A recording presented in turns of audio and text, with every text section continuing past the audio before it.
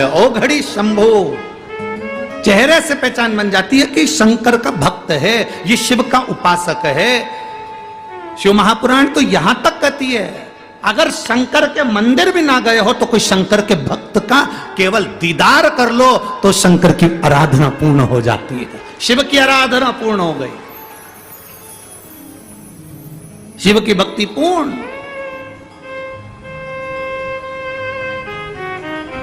कुछ मत मांगो, बैठे हो तो भी सब कुछ दे देगा।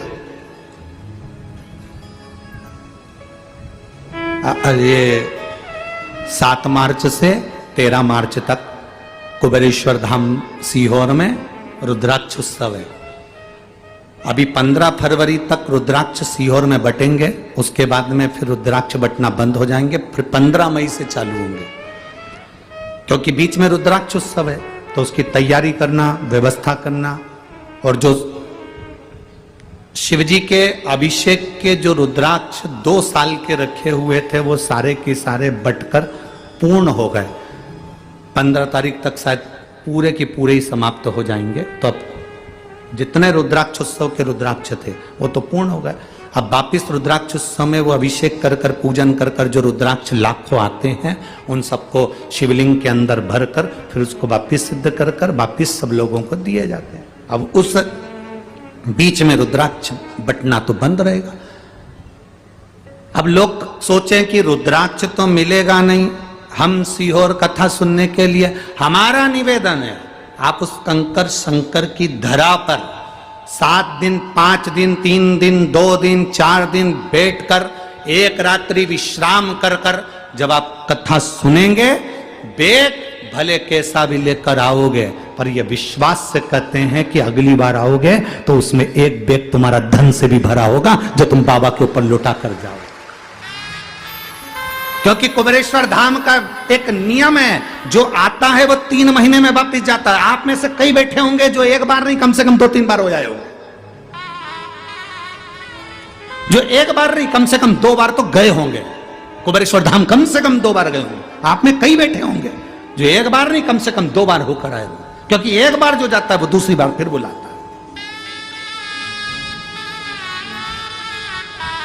7 मार्च से 13 मार्च तक रुद्राक्ष उत्सव में भले रुद्राक्ष ना मिले, पर प्रयास करना परिवार के साथ, कुटुंब के साथ, घर के साथ, दोस्तों के साथ, सहेलियों के साथ अपना डेरा कुबेरेश्वर धाम पर हम 7 दिन, 5 दिन, 3 दिन, 2 दिन बैठकर कथा कर तत्व ग्रहण करें, उस कंकर शंकर की भूमि पर रहें जो 12 ज्योतिर्लिंग के बीच में है, और वहां रहकर हम कथा और शिव पुराण का आनंद लेकर श्री शिवाय नमस्तुभ्यम कहकर बाबा से अपने दिल की बात कहें। रुद्राक्ष तो मिल जाएगा, बाबा चाहेगा तो कभी भी प्राप्त होगा, पर कथा कुबेरेश्वर धाम पर साल में केवल एक ही दिन, एक ही बार प्राप्त होती है, जिसके लिए लोग तरसते हैं और वहां कर बैठकर कथा का रस तत्व ग्रहण करते हैं। उसको सुनना है हमको, उसको धारण करना है हमको। और तुम आओगे, तुम तो भगवान की कथा लेने के लिए आ रहे हो, कथा सुनने के लिए आ रहे हो, अपनी झोली भरने के लिए आ रहे हो, चोटे भी बहुत आएंगे। और आपसे निवेदन है, जितने लोग कुबेरेश्वर धाम आने वाले हैं, आपसे निवेदन है वहां पर सोना चांदी लेकर मत आना, क्योंकि मेरा कुबेर भंडारी डायमंड है। तुम्हारा सोना चांदी लेकर मत आना, मेरा कुबेर भंडारी पारस मणि है। पारस मणि जानते हो, जिसको छूता है लोहे को भी सोना कर देता है। तो तुम आना, छूना, सोने होकर चले जाना। बाद में 3 महीने बाद फिर आकर कुबेरेश्वर धाम पर बताना कि बाबा ने दिया कि नहीं दिया। तुम सोना चांदी लेकर मत आना, तुम्हारी अंबानियां लेकर मत आना, तुम्हारा जेवर आभूषण और महंगा वाला मोबाइल लेकर मत आना। तुम तो जिस पे तुम्हारा फोटो अच्छे से खींच सको बस बोल लिया आना, बाकी के जाने। हमें करना क्या, भजन और स्मरण, भक्ति, अविरल भक्ति को। तुम्हारे चेहरे का तेज बताएगा कि तुमने शिव तत्व कितना प्राप्त करा। बपू अप्सरा इंद्रलोक में साइड में खड़ी है, सिर पर त्रिपुंड लगाए, नारद जी पहचान गए ये कोई साधारण नहीं, ये शिव की उपासक है, ये शंकर की उपासक है। और पहचान ऐसे ही होती है महाराज, ऐसे। कोई तुमसे कहे कि तू इतने समय से जल चढ़ा रही है, फायदा क्या हुआ? फायदा नहीं देखना।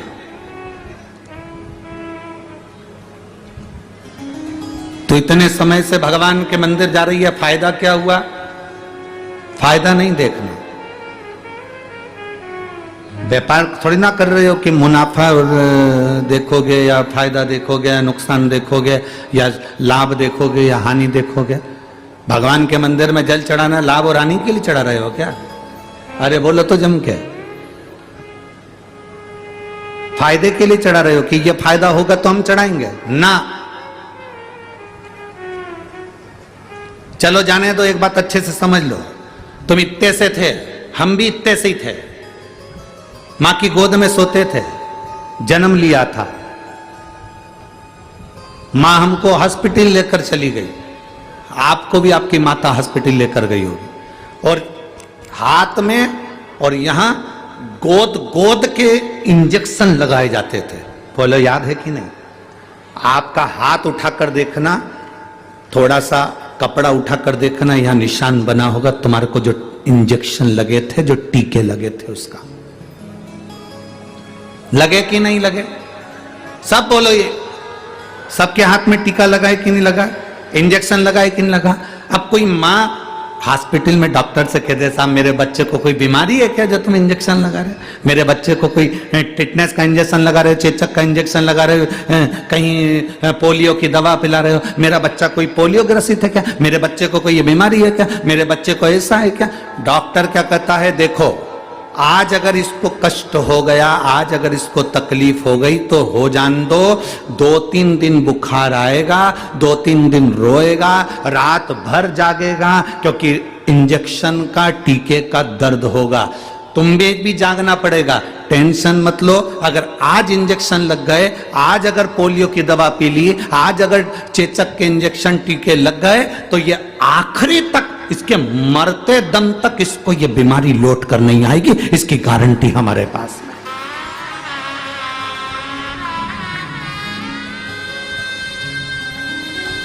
अब व्यक्ति कैसा हो गया? व्यक्ति कैसा है? एक्सीडेंट हो जाता है, हॉस्पिटल चले जाता है, महामृत्युंजय का पाठ चालू करता है। बोलो सत्य है? ब्लड प्रेशर गड़बड़ हो गया, कोमा में पड़ गया, तब महामृत्युंजय का पाठ चालू करता है।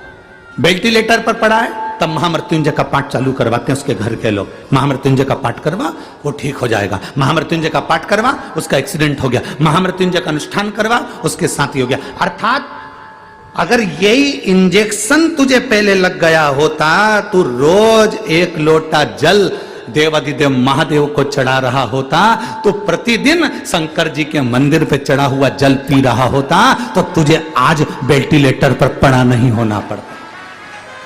कोई आएगा नहीं आएगा, कोई तुम्हें संभालेगा नहीं संभालेगा, पर वो मेरा महादेव, मेरा शिव तुम्हें संभालने के लिए जरूर आएगा। मेरा शंकर, मेरा शिव तुम्हें संभालने के लिए जरूर आएगा। मेरा देवाधिदेव महादेव तुम्हें संभालने के लिए जरूर आएगा। अगर तुम्हारा विश्वास दृढ़ है, तुम्हारा भरोसा पक्का है, तुम शिव के शिव तुम्हारा हो गया, तो फिर तुम्हें पीछे नहीं हटना।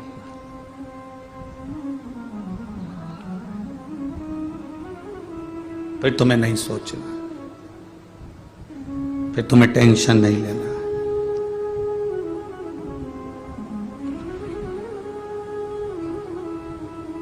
दर्पण में मुख नहीं होता, संसार में सुख नहीं होता। यह अंदाजा आपकी जिंदगी में लगाकर रखना। दर्पण में केवल मुख देखोगे तब तक मुख है, दर्पण में परमानेंट तुम्हारा मुख है क्या? अरे बोलो तो जम के नहीं।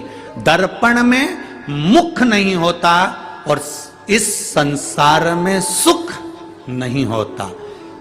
देखोगे तो दर्पण में मुख दिखेगा, और अगर दिल से देखोगे तो 5,000 की नौकरी में भी सुख दिखेगा, नहीं तो नहीं दिखेगा।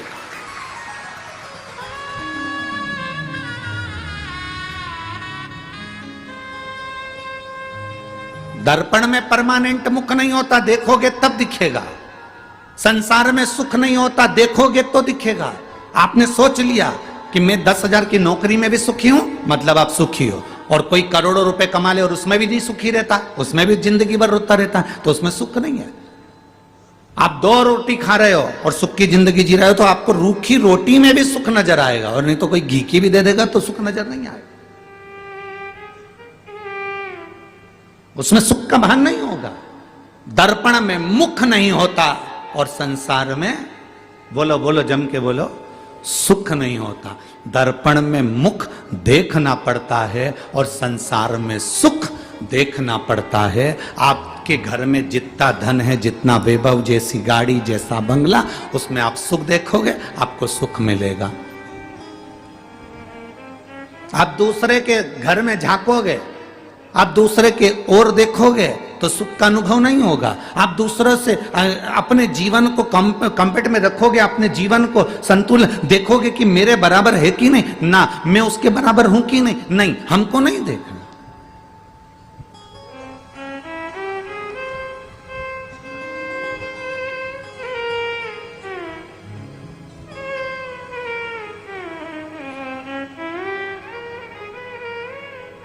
महाराज, हम जब भोले बाबा के चरणों में जाकर बैठते हैं, कुछ मत मांगा, कोई फायदे की बात हमने नहीं सोची, हम तो बस केवल उसके दरवाजे तक गए। हम तो केवल उसको जल चढ़ाने के लिए, हम तो केवल उसको एक लोटा जल चढ़ाने के लिए पहुंचे। अब आगे उसकी मर्जी। तेरे मंदिर में आना मेरा काम है, मेरी बिगड़ी बनाना तेरा काम है। तेरी चौखट पर मैं आ ही गया, मुझे दर्शन दिखाना तेरा काम।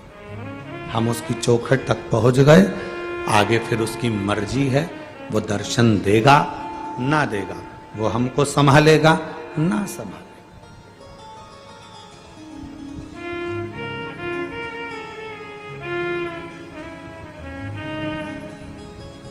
दो जगह गिरना होता है, एक रोड पर चल रहे हो तब गिर गए, और एक मंदिर में दर्शन कर रहे हो तब गिर गए।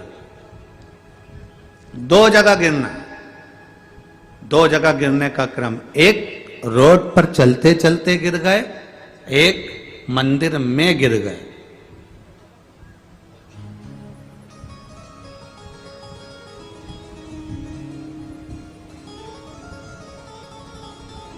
मंदिर में गिरे तो उसके चरणों की रज, उसके दरवाजे की धूल, मिट्टी शरीर में लेकर उठे। रोड पर गिरे, संसार के लोगों की वो भाग दौड़, वो मिट्टी लेकर उठे। बनी में गिर जाओ तो कोयला लेके उठे।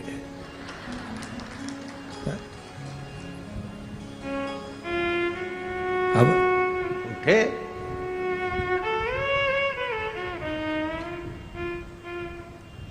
शरीर गिरा, उसने भगवान के चरणारविंद की रज हमारे शरीर में चिपकी, हम उसको लेकर उठे।